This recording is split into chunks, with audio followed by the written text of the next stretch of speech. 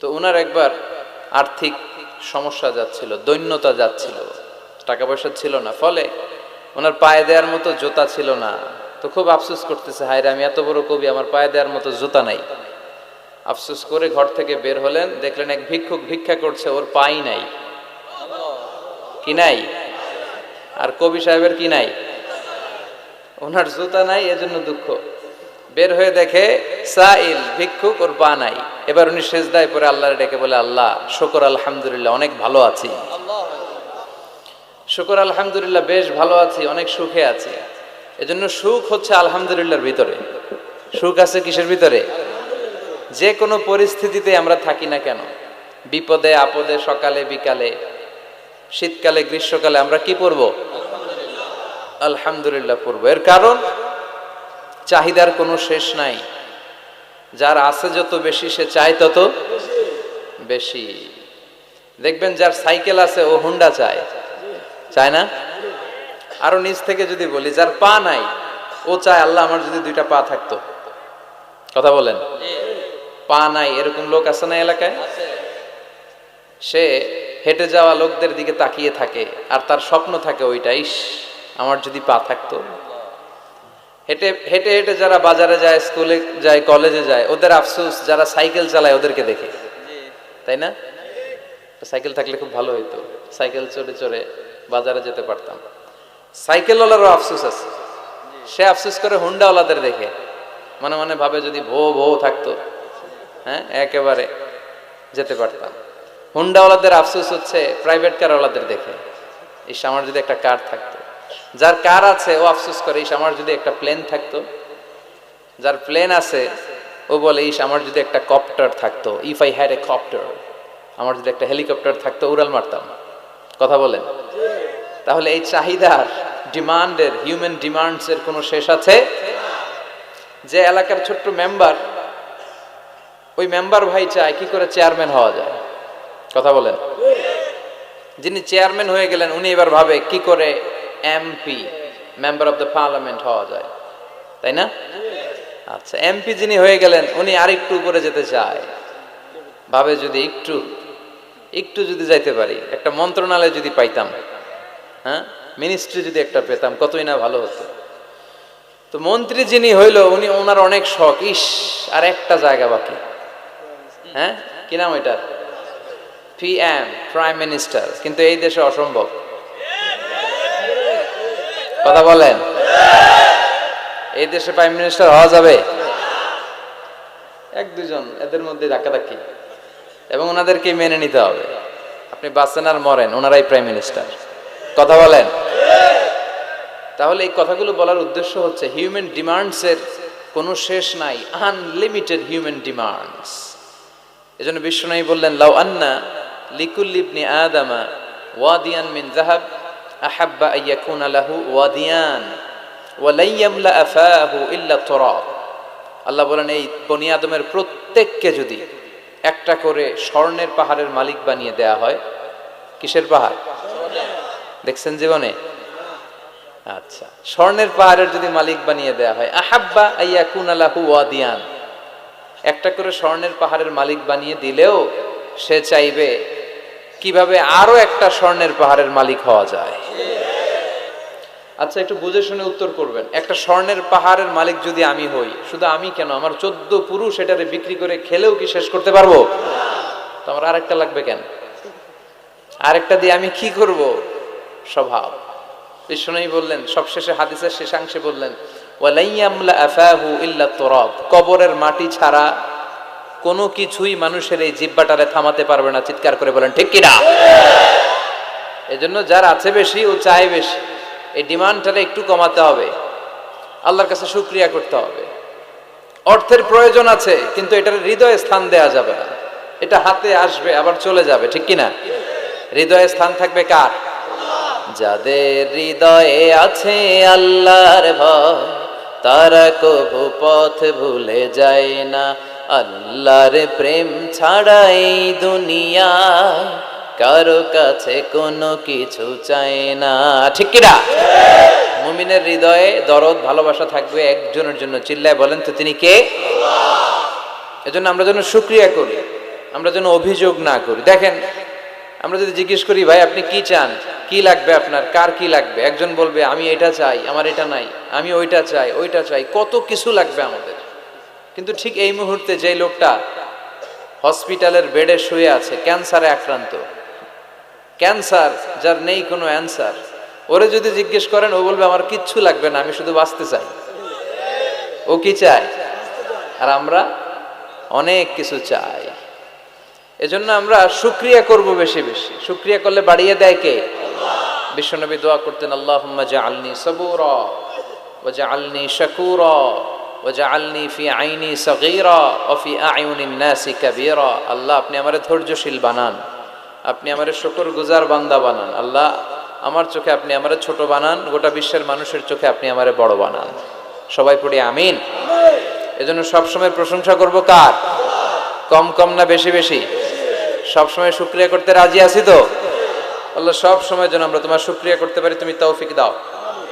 আরো জোরে পড়বো সবাই আমিন। আল্লাহর কাছে কামনা করছি যে অল্প কিছু সময় আমরা কথা শুনবো, সরাসরি কোরআন থেকে শুনবো, পড়ি ইনশাআল্লাহ। কোরআন থেকে কথা শোনার সবচেয়ে বড় একটা ফজিলত হচ্ছে এই কথার মধ্যে কোনো গোজামিল নাই, কোনো ভুল নাই, কোনো সন্দেহ নাই। চিল্লায় বলেন ঠিক কিনা? এবং কেউ কি এই কোরআনের ব্যাপারে কোনো সন্দেহ, কোনো ভুল, কোনো ইনকনসিস্টেন্সি প্রমাণ দিতে পেরেছে? পারে নাই, পারবেও না। This is the book whereof there is no doubt, no suspicion in it, and a guidance to those who are muttaqin. আল্লাহ বললেন যালিকাল কিতাব লা রাইবা ফি হুদাল লিল মুত্তাকিন। এটা এমন বই যে বইয়ে কোনো ভুল নাই, কোনো সন্দেহ নাই, এবং মুত্তাকিনদের জন্য হেদায়েতের গাইড বুক করে এই বইটারে পাঠালো কে? আল্লাহ। এজন্য এই বইটা আমরা বুক সেলফের একেবারে উপরের তাকে রাখবো, যাতে ধুলা বালি আর মাকড়সার বাসা এটা ময়লা হয়ে থাকে। হ্যাঁ, কোথায় রাখবেন? একেবারে হাতের কাছে রাখবো, হাতের কাছে রাখবো। পৃথিবীর সবচাইতে নন্দিত এই কিতাবটা আজকে সবচাইতে বেশি নিগৃহীত, উপেক্ষিত। বুক সেলফে রাখে, তাও একেবারে উপরের তাকে, কারণ বছরে 1-2 বার কামে লাগে। কেউ মরলে, কথা বলেন, মারা গেছে, এখন সামনে বসে বসে কোরআন তেলাওয়াত করতে হবে। কোরআন এসেছে জীবিত মানুষদের জন্য। কোরআন নিজেও জীবিত কিতাব, আলোকিত করেও জীবিতদেরকে। চিল্লায় বলেন ঠিক কিনা? কিতাবুন হাই, জীবিত কিতাব, ওয়াকিং এনসাইক্লোপিডিয়া, চলমান বিশ্বকোষ। যাই জিজ্ঞেস করবেন তথ্যের সম্ভার, তথ্য উপাত্ত আর ইনফরমেশন এই কোরআনের ভেতরে আছে না নাই? মানব সমস্যার সব সমাধান আছে। এজন্য এই বইটাকে বলা হয় দ্য প্রবলেম সলভিং মেথোডোলজি। এই কোরআন আপনার সব প্রবলেমকে সলভ করে দেয়। It's not a problem creating methodology. এটা জীবনের কোথাও সমস্যা বাধায় না। কোরআন কোথাও সমস্যা লাগায়? কথা বলেন, জট লাগায় নাকি জট খুলে দেয়? আলহামদুলিল্লাহ পড়েন। এজন্য কোরআনের সাথে যেন আমরা সম্পর্ক বাড়াই। We should increase the attachment with the holy book Quran. যতই সম্পর্ক বাড়াবেন আপনার মর্যাদা বাড়াবে কে? আল্লাহ। সম্মানিত ভাইরা, খেয়াল করে বুঝবেন, সাইয়েদনা জিবরিল আলাইহিস সালাম এই কোরআন নিয়ে পৃথিবীতে এসেছিল, তাই তিনি হয়েছেন শ্রেষ্ঠতম ফেরেশতা।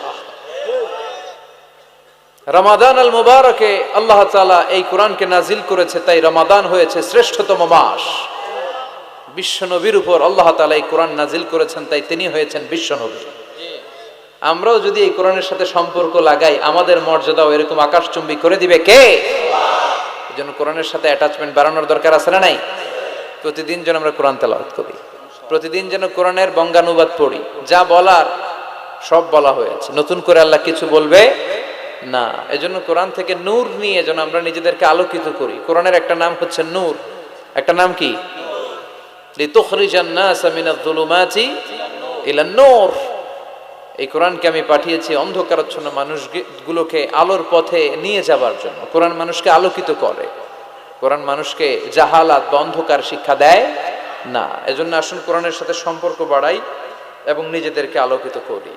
আর এই কোরআনের যেখান দিয়েই আমরা কথা শুনি না কেন, বরকত আছে না নাই? লা তুহসা আজাইবুহু ওয়ালা তাবলা গরাইবুহু ফিহি মাসাবিহুল হুদা ওয়া মানারুল হিকমা। কোরআনের আশ্চর্যান্বিতার কোনো শেষ নাই, কোনো শেষ নাই। যতই পড়বেন ততই আশ্চর্য হবেন। সুবহানাল্লাহ পড়বেন না? ওয়ালা তাবলা গরাইবুহু, এটা কখনো পুরাতন হবে না, জীর্ণ শীর্ণ হবে না। সূরা ফাতিহা যারা আমরা পড়েছি লক্ষ লক্ষ বার, যাদের বয়স 50 কিংবা 60, কত লক্ষ বার সূরা ফাতিহা পড়েছি, কোনো হিসাব আছে? তারপরেও কোনোদিন কি মনে হয়েছে যে সূরা ফাতিহাটা পুরান পুরান লাগে? 60 বছর ধরে সূরা ফাতিহা দিয়ে শুরু করছি নামাজ, কালকে থেকে কুল হুয়াল্লাহ দিয়ে শুরু করব, এরকম কেউ বলে কোরআন পুরান লাগে? চির নতুন, এভারগ্রিন, সবুজ, চির সবুজ, চির নতুন, এটা কখনো পুরাতন হয় না। ফিহি মাসাবিহুল হুদা, কোরআনে আছে হেদায়েতের মশাল, ওয়া মানারুল হিকমা, আর কোরআন হচ্ছে বিজ্ঞানের সুউচ্চ মিনার। কোরআনের ভিতরে বিজ্ঞানের তথ্য উপাত্ত আছে না নাই? আপনি কোরআনে বর্ণিত cosmic symbols, natural phenomena, scientific indications গুলো যদি পড়েন আপনি অবাক হবেন, কপাল ঘষে ঘষে আল্লাহর সিজদা দিবেন, ঠিক কি না?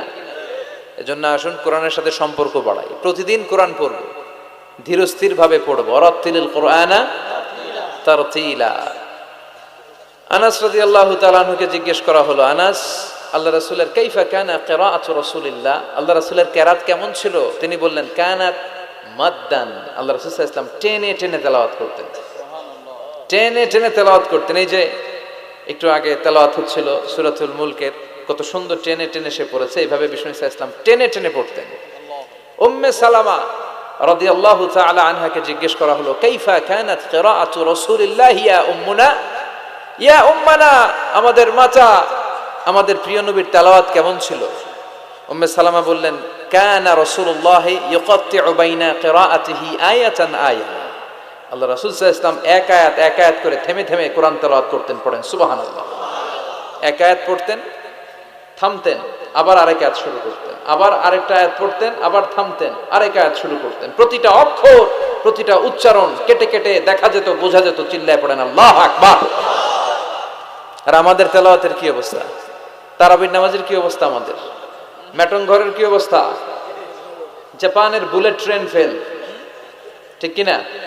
কোন দিক দিয়ে আযাবের আয়াত যায়, কোন দিক দিয়ে জান্নাতের আয়াত যায়, কোন দিক দিয়ে সূরা ইয়াসিন গেল, কোন দিক দিয়ে আর রহমান গেল, কোথায় সূরা ইউসুফ গেল, কেউই টের পায় না। রুব্বা কারিলিল কুরআন ওয়াল কুরআনু ইয়ালআনুহু, কোরআনের অনেক কারি আছে, তেলাওয়াতকারী আছে, আবৃত্তিকারী আছে, যাদেরকে কোরআন রহমত, মার্সি এন্ড ব্লেসিংস না দিয়ে গজব দেয়, লাআনত দেয়। আল্লাহ ওই ধরনের তেলাওয়াত থেকে তুমি আমাদের বাঁচাও। আমরা আজকে সূরাতুল জুমুআহ থেকে কিছু কথা শুনবো ইনশাআল্লাহ। পড়েন। আল্লাহ পবিত্র কোরআনুল কারীম 114টা চ্যাপ্টার দিয়েছে, আমরা জানি। এর মধ্যে একটা চ্যাপ্টার আল্লাহ দিয়েছে একটা দিনের নামে, শ্রেষ্ঠতম দিন। আমরা এটারে শুক্রবার বলি, আসলে বলা উচিত জুমাবার। কি বার? জুমাবার। সূরাটার নাম হচ্ছে সূরাতুল জুমুআহ। আমার সাথে সাথে বলেন সূরাতুল জুমুআহ। সবাই বলেন সূরাতুল জুমুআহ। অনেকে বলে ফেলে জুমা, জুমা। আসলে আরবিতে শুদ্ধ উচ্চারণটা হচ্ছে জুমুআহ, সূরাতুল জুমুআহ। এই সূরাতে দুইটা রুকু আছে, আমরা দ্বিতীয় রুকু থেকে কথা শুনবো। এই সূরাটা মাদানী সূরা। কি সূরা? মাদানী। সবাই বলেননি মাদানী সূরা। এই সূরাটা কি সূরা? মাদানী সূরা। এই সূরাটি হচ্ছে আল কোরআন আল কারীমের ধারাক্রম অনুসারে 62 নাম্বার সূরা। কত নাম্বার? 62 নাম্বার। এই সূরার আয়াত সংখ্যা 11। আয়াত সংখ্যা 11। আচ্ছা, এবার আমি প্রশ্ন করি, আপনারা উত্তর দেন। বলেন তো, কোরআনের সূরার যে ধারাক্রম এই অনুসারে এই সূরাটা কত নাম্বার সূরা? মাশাআল্লাহ। এই সূরার আয়াত সংখ্যা 11। এই সূরাটি মাক্কি সূরা। মাদানী সূরা। হ্যাঁ, মাদানী। মনে থাকবে? এই সূরার দ্বিতীয় রুকুর আলোকে আমরা একটু করে জানবার চেষ্টা করব, what is the significance of Jummah day. জুমার দিনের তাৎপর্য কি, মহিমা কি, ইম্পর্টেন্স কি, গুরুত্ব কি, এবং আমাদের করণীয় ও বর্জনীয় কি। ইনশাআল্লাহ পড়েন। তার আগে আমরা status of the day of Jummah, জুমার দিনের মর্যাদা সম্পর্কে কিছু কথা শুনবো। ইনশাআল্লাহ পড়েন। এই জুমার দিনকে বিষ্ণু ঈসা ইসলাম ঈদের দিন বলেছেন। কিসের দিন? ঈদের দিন। বিষ্ণু ঈসা ইসলাম তাবারানির বর্ণনায় বললেন, হাযা ইয়াউমুন জাআলাহুল্লাহু লাকুম ঈদান। এই জুমার দিনটা এমন দিন যে দিনটাকে আল্লাহ তাআলা তোমাদের জন্য ঈদের দিন বলে অ্যানাউন্স করেছে। এটা ঈদের দিন, এটা খুশির দিন, এটা আনন্দের দিন। এজন্য জুমার দিনে আমরা একটু আনন্দ খুশি করি না? আনন্দ খুশি করি, এটা করা সুন্নাহ, কারণ এটা ঈদের দিন। আল্লাহ তাআলা এটা এই দিনটাকে আমাদের জন্য ঈদের দিন হিসেবে ঘোষণা করেছেন। সুন্নাতুল্লাহি ফিত তাফদীল, এই পৃথিবীতে আল্লাহর একটা সুন্নাত হচ্ছে আল্লাহ এক এক জিনিসের উপর এক এক জিনিসকে প্রাধান্য দেন। ফাদ্দালা জামানান আলা জামান, কামা ফাদ্দালা মাকানান আলা মাকান ওয়া ইনসানান আলা ইনসান। বিশ্বনবী ব্যক্তির উপর ব্যক্তিকে প্রাধান্য দেন। বিশ্বনবীর যে স্ট্যাটাস, গোটা বিশ্বের কারো এই স্ট্যাটাস আছে? সুবহানাল্লাহ কইবেন না? As a father, as a teacher, as a lawgiver, as a lawmaker, as a philosopher, as a commander, as a messenger, Muhammad is the superman of the world. স্বামী হিসেবে, নেতা হিসেবে, নবী হিসেবে, দার্শনিক হিসেবে, আইন প্রণেতা হিসেবে মুহাম্মদ সাল্লাল্লাহু আলাইহি ওয়াসাল্লাম হচ্ছেন গোটা বিশ্বের একজন সুপারম্যান। সুবহানাল্লাহ পড়েন। এই সুপারম্যানের সাথে পৃথিবীর কারো কোনো তুলনা হতে পারে? বিশ্বনবীর সাথে কারো কোনো কম্প্যারিজন হতে পারে? He is out of any kind of comparison. অসাধারণ ব্যক্তিত্ব। তিনি মানুষ কিন্তু অসাধারণ মানুষ। তিনি মানব কিন্তু তিনি মহামানব। চিল্লায় বলেন ঠিক কিনা? তাহলে ফাদ্দালা ইনসান আলা ইনসান, বিশ্বনবীকে আল্লাহ তাআলা সব নবীদের উপরও প্রাধান্য দিয়েছেন। তিনি শুধু আমাদেরই নবী নন, তিনি নবীদেরও নবী। তার মানে